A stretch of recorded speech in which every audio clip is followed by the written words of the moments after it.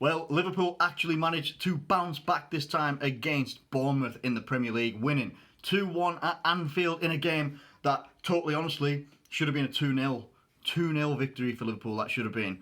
I do not care what anyone else says. I really do not care, because we're going to get straight into this one straight away, looking at everything that we can. 9 minutes in, Callum Wilson puts the ball in the back of the net. He does foul Joe Gomez. You know, there's people that I know that were like, Jesus Christ, that's a foul. And like these people are Everton fans, you know, Man United fans as well. It's like, yeah, that would be a foul. If that was against our player, that's a foul in the build-up. VAR should have pulled it back and not given the goal.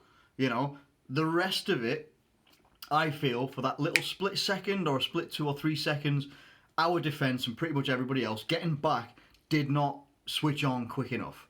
You know, so to prevent the goal that they actually put in, and it was a nice ball across goal, a tap in for Wilson. Yeah, it was a nicely worked goal, but it shouldn't have stood. It shouldn't have stood. And hopefully this now starts to dispel what people have been saying about us, saying like Liverpool, VAR and all that sort of business. Hopefully it starts to get rid of all that sort of stuff, because that clearly is something that should have gone in our favour, but it didn't. Now, up until that point as well, it had been a bit back and forth. We'd had the majority of the ball, as is normally expected, but we didn't do enough with it. We weren't doing enough with it. We weren't moving it and progressing the ball forward enough, or effectively enough. Weren't breaking through. There were a couple of flashes through, you know, flashes past goal and stuff like that, and there was a lot of chances, shots on target and stuff as well. But at the end of the day, like when they scored that goal on 9 minutes, you're just thinking, don't let this be. Don't let this be another day like this. Please, let's not have this. Can we please have the bounce back happen? Almost Nathan Ake makes it 2-0. Almost. Very, very almost. Adrian gets a hand to it. It was a header, and it was a nice header as well. Really nice header by Ake. Gets a hand to it, tips it onto the bar, and it doesn't actually go in the back of the net.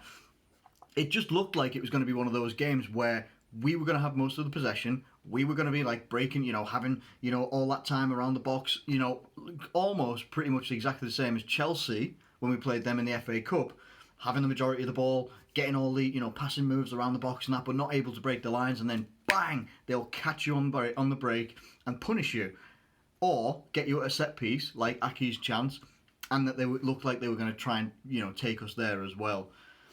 Then we had a beautiful, mad 8 minutes. 25th minute, Mohamed Salah puts it in the back of the net, and it was honestly a really, really lovely goal. A really nice goal. He didn't put it where I thought he was going to. The way that he was rolling his shoulder, he was rolling past the defender, I thought he was going to go far post, and I think the keeper thought he was going to go far post as well, because he was sort of like positioned in that sort of area.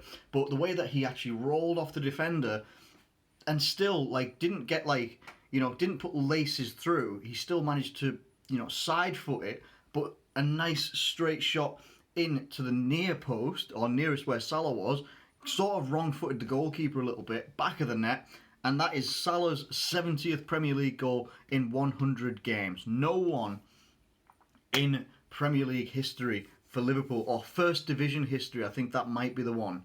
No one has hit 70 goals in 100 games. Everyone will turn around and say, what about Roger Hunt? That was over 2 divisions. So that was, you know, that one's a little bit different, but massive from Mohamed Salah.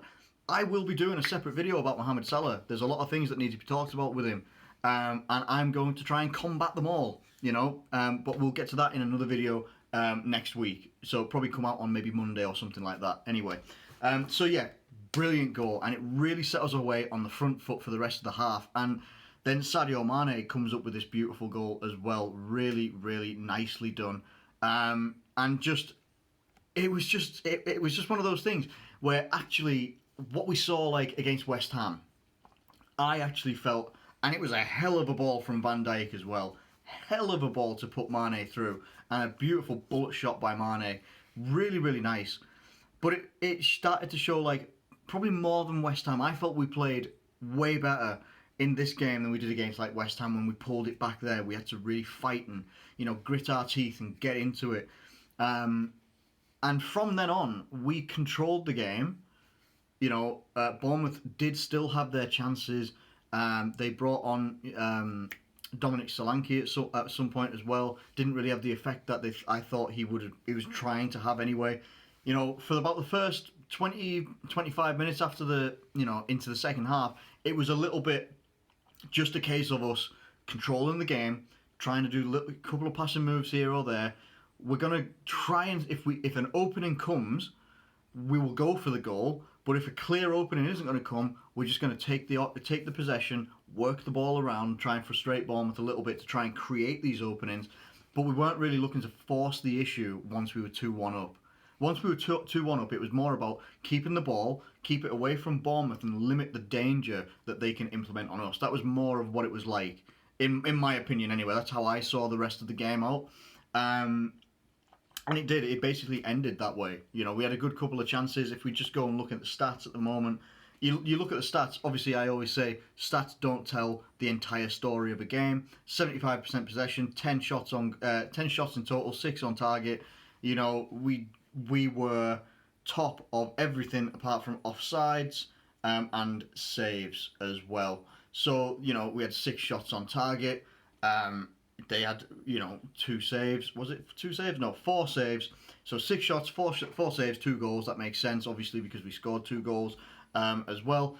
And in terms of man of the match and stuff like that, this app, the Forza Sports app, has given Mané the man of the match because I think he got the assist for Salah, and he obviously scored the second goal. It's going to Milner. It's going to James Milner. I think a lot of the Liverpool fan base were a bit shocked when they saw that when the lineup came out. I didn't clock it at first. I read the lineup and I was like, okay, yeah, Adrian in goal, blah blah blah blah blah blah blah. Basically, just did that, and I was like, right, cool. And then when something popped up later on saying Jurgen Klopp explains why Andy Robertson's out of the squad, and I was like, what? Didn't notice. Went and looked back in the app and that, and it's James Milner at left back. I wasn't worried. That man is an absolute machine. He is a machine, man. He's 34 years old, I think. 34, I think. That might be correct. If not, he's 33, whichever. But I'm going to say 34. 34 years old. Plays in any position that he's asked to play in. And what in the modern game is a really difficult position to play because of the demands of a full-back or a wing-back or an attacking right-back, left-back that we have. He comes in and he bosses the position. He comes into any position that he plays. He might turn around, and he did turn around and say to you, in public that he didn't like playing left back when he played it for that whole season, in which he was class. It was as if he'd been a left back his entire life. But he was brilliant. He helped do sort of similar to what Jordan Henderson brings to us. He brings that level of leadership and is able to help run the game, use his experience, use that voice he's got as well, use everything about him that he's got from left back and help control the game. Didn't let the game get away from us when we went behind early on, 9 minutes in. Calm it down. Yeah, let's just keep working. Let's up that tempo. And that's what he said at the start of the game. People are taking the piss out of it in the media and that, saying, oh, do everything you do it at a high tempo, and then they will go and concede in disastrous circumstances. It's like, yeah, VAR is at fault for that one, not the team, in my opinion anyway. I won't put that first goal on the team. I really won't. But Milner comes in at left back and he just worked so damn hard, and obviously you cannot forget what a goal line clearance that was. I don't know what Adrian was doing. I actually don't know what he was doing. I think Ryan Fraser then went for a really high dink over the goalkeeper. Milner is sprinting back, and I tell you now, if that's not within a foot of the goal and it's going in, and James Milner absolutely belts it off the line, puts himself into the net, into that bottom bar and stuff like that as well, really commits himself to the cause. Unbelievable. James Milner's my man of the match on that alone. I know, Mane probably does deserve it on his contributions in terms of goals, the goal and assist, but Milner gets it for what he implemented into the team for me. And most importantly of all, we get to go look at the table. 29 games played, 27 wins, 1 draw, 1 loss. 82 points we're on now. We've just got to keep going from here. We've got 3 more wins needed, Obviously, this is before Manchester City play their Premier League games. They've got 2 games in hand as well. They could close that gap down. We're 25 points clear. They could close it down to 19 overall with their 2 games in hand as well. But we've just got to continue from here. Continue to do what we do. We've got Atletico Madrid coming midweek. We've just got to take that as it comes. Hope, the good news that we seem to have is that Andy Robertson will be fit and Jordan Henderson is going to be training today as well. Obviously, this being Sunday. So yeah, look, everything seems to point towards a little bit more of an upturn for Liverpool right now.